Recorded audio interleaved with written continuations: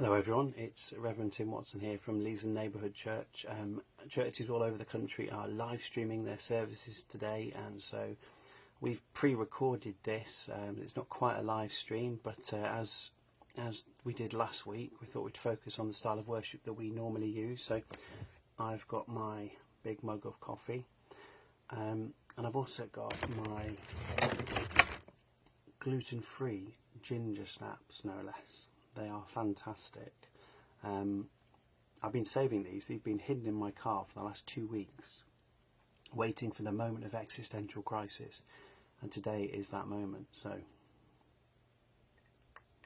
got to get the right level of dunkage, obviously.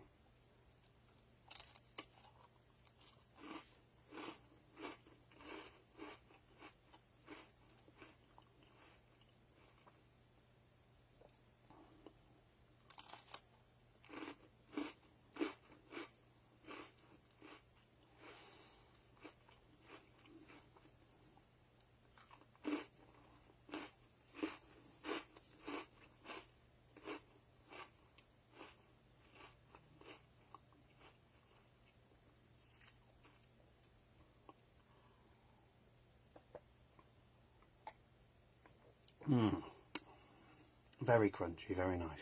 I've got 11 more of those and I intend to eat them all in the next 10 minutes. So today, I wanted to share with you 2 or 3 things.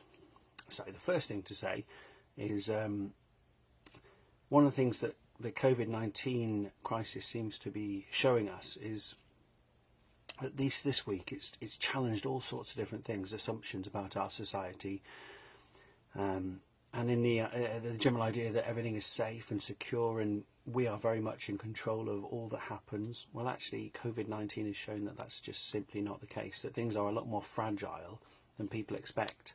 Many would talk about the progress myth, that things are getting better and better and better, and in many ways they are. But the assumption with that is that we are in some way in control of things, and actually COVID-19 pandemic has shown that that is not the case.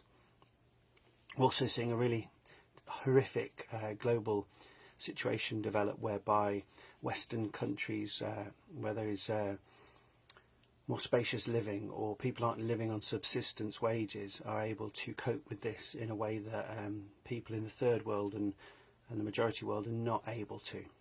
And so that's an emerging scene of this pandemic affecting people in different ways economically, and we're seeing that in our country too.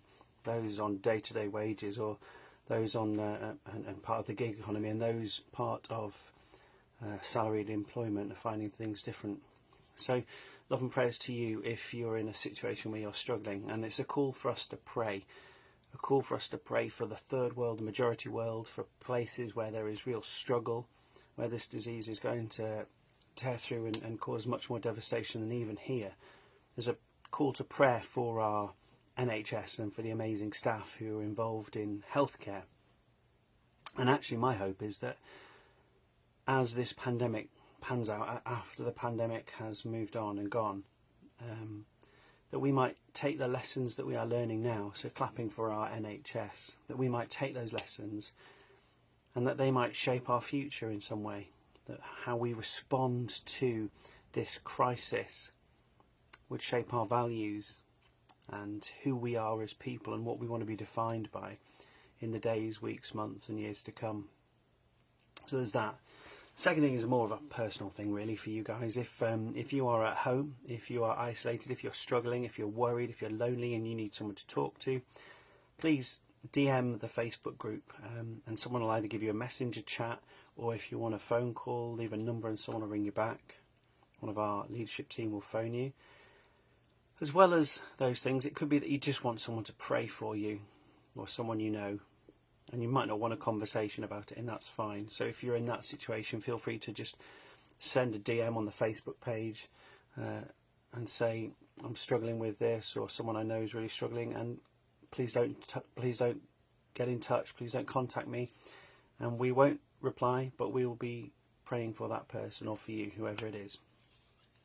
That's the second thing. And then the third thing, it's just a little reading from a book I wanted to share with you. Now, if you know me, you will know that I have a slightly geeky attachment to the 20th century German theologian Dietrich Bonhoeffer.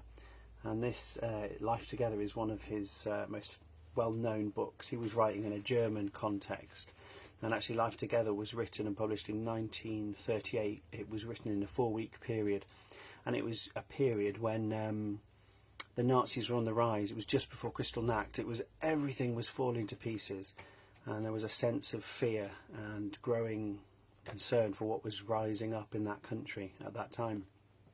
Bonhoeffer writes about what it is to be community in that place, in that situation.